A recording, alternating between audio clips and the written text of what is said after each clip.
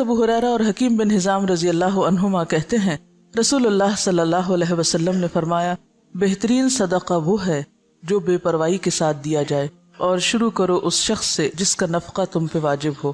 رواہ البخاری، اسے بخاری نے روایت کیا، اور رواہ مسلم، اور اسے مسلم نے روایت کیا۔ یعنی جب تم صدقہ کرو تو سب کچھ نہ دے ڈالو بلکہ اپنے لیے بھی کچھ باقی رکھو۔ اور دوسرا معنی جیسے کہ یہاں ہوا ہے کہ جو بے پرواہی کے ساتھ دیا جائے، یعنی انسان جب دے تو پھر نیکی کر دریا میں ڈال، بھول جاؤ۔ ایسا نہیں کہ تم دینے کے بعد پیچھا کرنا شروع کر دو، لینے والے پر احسان جتاؤ یا اس کو اذیت دو۔ اور اسی طرح ابتدا اس سے کرو جو تمہارا قریبی ہو، یعنی جن کی کفالت تم پہ فرض ہے، اپنے بیوی بچوں سے، اپنے گھر والوں سے، اپنے رشتہ داروں سے۔ اب یہاں پر بہترین صدقہ نمبر 1 اس شخص کا صدقہ جو دل کے اطمینان کے ساتھ خرچ کرے، دے کے بھول جائے، لینے والے کو دکھ نہ دے۔ اس کو کیوں بہترین صدقہ قرار دیا گیا؟ اس کو اچھا صدقہ کیوں کہا گیا کہ یہ اچھا صدقہ ہے؟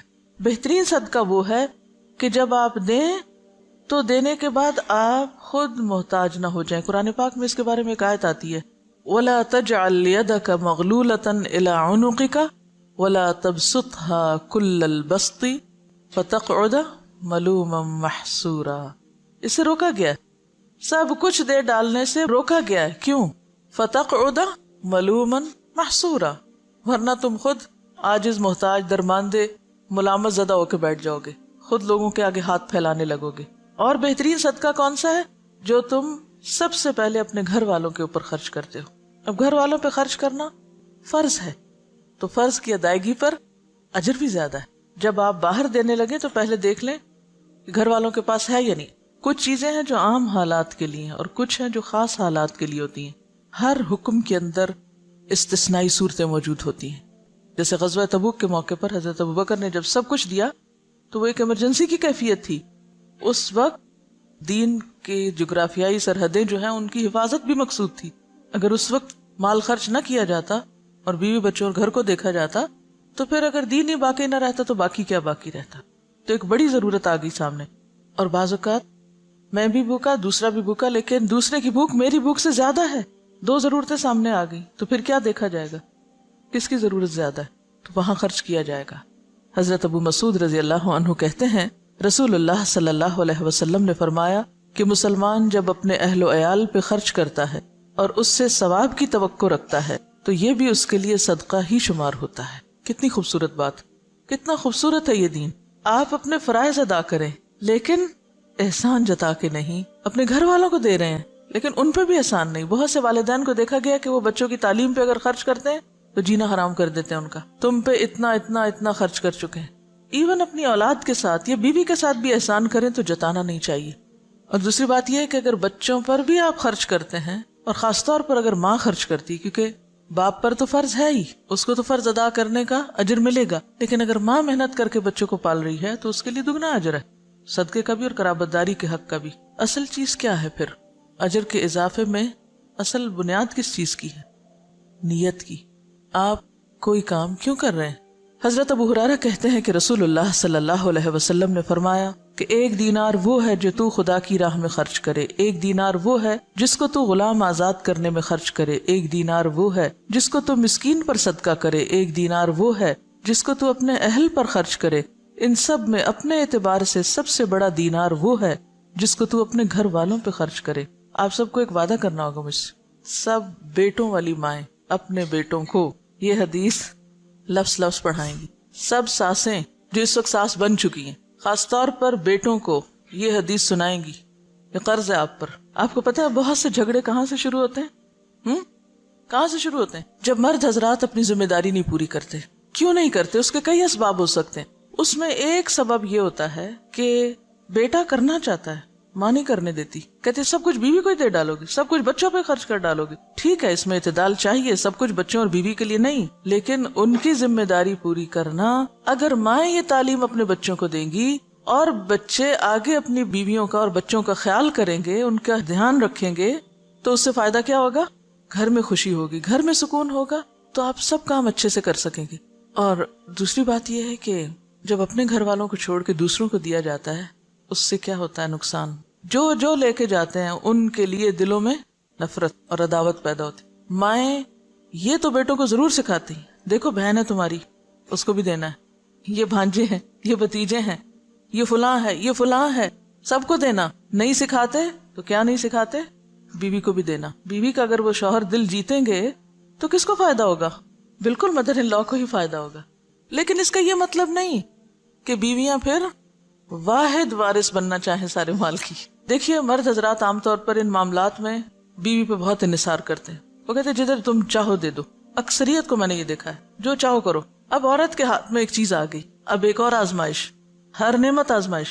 اب اس پہ کیا فرض عائد ہوتا ہے کہ وہ سارا کچھ چھپا کے اپنے پاس ہی نہ رکھ لے. پھر اگین جب بہو پہ بات آتی ہے تو بہو اور بیٹی کے یا نند بھاوج کے آپس میں تعلقات کیوں خراب ہوتے ہیں؟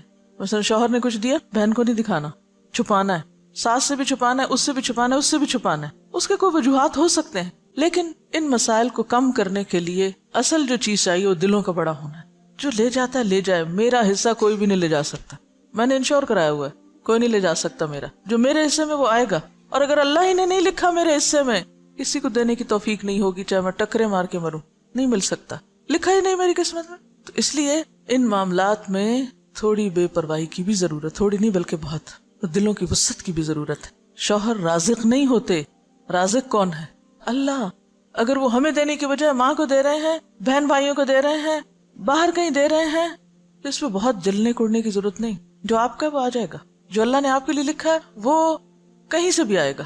تو جب تک ہم بھروسہ اللہ کی ذات پہ نہیں کریں گے نا تو بات نہیں بنے گی. یاد رکھیے کوئی بھی اصلاح ہو نہیں سکتی جب تک کہ دو طرفہ، دونوں طرف سے دل نہ بڑا کیا جائے، دونوں فرائض ادا کرنے میں نہ لگ جائے. اگر دونوں حقوق مانگنے میں لگ گئے تو مسئلہ خراب ہوگا. تو یہاں پر آپ دیکھیے کہ خیر کے کاموں میں خرچ کرنے کا بھی اجر بتایا گیا، لیکن اس کے ساتھ ساتھ اہل و عیال پہ خرچ کرنا بھی باعث اجر و ثواب ہے. اور ذمہ داری میں نے آپ پہ امانت ڈال دی ہے، بیٹوں کو یہ حدیث سنانی ضرور ہے اپنی زبان سے. حضرت ثوبان کہتے ہیں کہ رسول اللہ صلی اللہ علیہ وسلم نے فرمایا کہ بہترین دینار جس کو آدمی خرچ کرتا ہے وہ دینار ہے جس کو وہ اپنے گھر والوں پہ خرچ کرتا ہے، اور وہ دینار جس کو وہ اپنے اس جانور پہ خرچ کرتا ہے جس کو پالا ہے اس نے اللہ کے راستے میں جانے کے لیے، اور وہ دینار جس کو وہ خرچ کرتا ہے اپنے دوستوں پر اللہ کے راستے میں. اسے مسلم نے روایت کیا. اب آپ دیکھیے کہ پھر سب سے پہلے گھر والوں کی بات ہے. گھر والوں کو مطمئن کرو، کیونکہ جب انسان گھر والوں کو مطمئن کر دیتا ہے نا تو وہ اس کے مددگار بن جاتے ہیں. جب وہ مددگار ہو جاتے ہیں تو ان سے بہتر مددگار پھر کوئی نہیں ہوتا. آپ کے لیے زندگی آسان ہو جاتی ہے. اور آپ نے دیکھا ہوگا اکثر کہ اگر گھر کے اندر چخبخ ہے، گھر کے اندر کھینچا تانی ہے، تو آپ باہر کتنا بھی سکون کا وقت گزار کے آئیں، جب تک گھر میں سکون نہیں تو زندگی بیکار ہے. گھر میں سکون لینے سے نہیں دینے سے آتا ہے.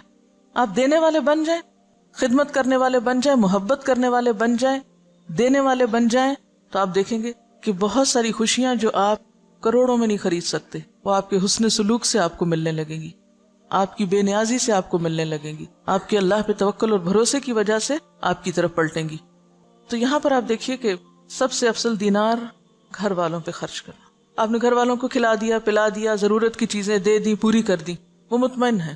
اب آپ نکلیے باہر جانے کے لیے سواری چاہیے، اور سواری اللہ کے دین کے لیے.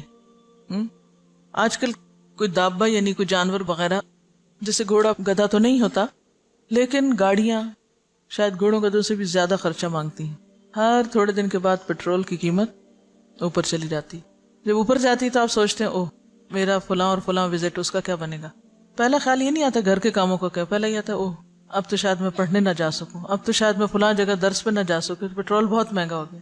اب یہ جو آپ صدقہ باہر ادھر ادھر کرتے رہتے ہیں، وہ صدقہ اپنے ہی گاڑی میں کریں، یا گاڑی کی مرمت. آپ کو پتا ہے کہ گاڑی کی مرمت بھی پھر ہزاروں مانگتی ہے، اسی گاڑی پہ لگائیں. اگر آپ کو کسی اور کو دینے کی نہیں بھی فرصت ملی تو جو گاڑی آپ اللہ کے راستے میں استعمال کر رہے ہیں وہ پیٹرول کھائے یا موبائل یا پھر مرمت، سی این جی، واٹ ایور، وہ کیا ہے؟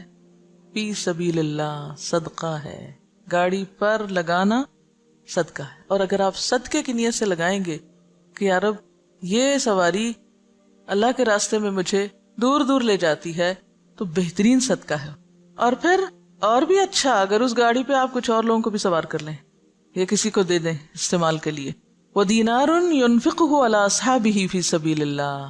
اب جب آپ اللہ کے راستے میں نکلتے ہیں تو اکیلے کہاں نکلیں گے؟ اکیلے تو نہیں نکل سکتے، ساتھ ہوں گے نا ساتھی. جب ساتھی ساتھ ہوں گے، کسی کو کھانا چاہیے، کسی کو سواری چاہیے، کسی کو کتاب چاہیے، کسی کو کچھ چاہیے. پہلے گھر والوں کو مطمئن کیا، پھر راستے کا انتظام کیا، پھر جہاں گئے وہاں جو آپ کے ساتھی ہیں ان کی ضروریات کا خیال رکھا. بہترین صدقہ. آپ کو حدیث یاد ہے جس میں آتا ہے کہ بندوں کی محبت اگر چاہیے تو کیا کرو؟ جو کچھ بندوں کے ہاتھ میں ہے اس سے بے نیاز ہو جائے. بندے تم سے محبت کرنے لگیں گے، اور جب تک تم بندوں کے ہاتھ کی چیز کے پیچھے پڑے رہو گے محبت نہیں ملے گی ان سے. اور ونس وہ محبت کرنے لگ جائیں تو پھر آپ دیکھیں ان سے آپ کچھ بھی کروا سکتے ہیں، پھر مشکل نہیں ہوگا. ہم گھر والوں سے کھینچا تانی جب رکھتے ہیں تو نتیجتاً نہ وہ ہماری مانتے نہ ہم ان کی مانتے ہیں. تو گھروں کی کشمکش دور کرنا ضروری ہے، اور اس کے لیے مال اہم کردار ادا کرتا ہے. جو دینے والے نہیں ان کو دے کر سکھائیں. بعض لوگوں کو دینا آتا ہی نہیں، سیکھا ہی نہیں، بچپن سے ہی بخل پہ ٹریننگ ہے. اور سب سے بڑی بات ہی نا کہ اگر ماں باپ صرف یہ چند حدیثیں بھی بچوں کو سکھا دیں، بچپن میں ہی ذہن میں ڈال دیں، تو آپ دیکھیں گے کہ بڑے ہو کر وہ دل اتنے تنگ نہیں رہیں گے. اور جب ماں باپ ہی یہ سکھائیں کہ نہیں بس جمع کرو، اکٹھے کرو، بچاؤ، کسی کو دینے کی ضرورت نہیں، پہلے اپنا آپ دیکھو، کیونکہ عموماً تو ٹریننگ اسی ڈھنگ پہ ہوتی ہے نا، تو پھر بڑے ہو کر عادت ہی نہیں ہوتی دینے کی.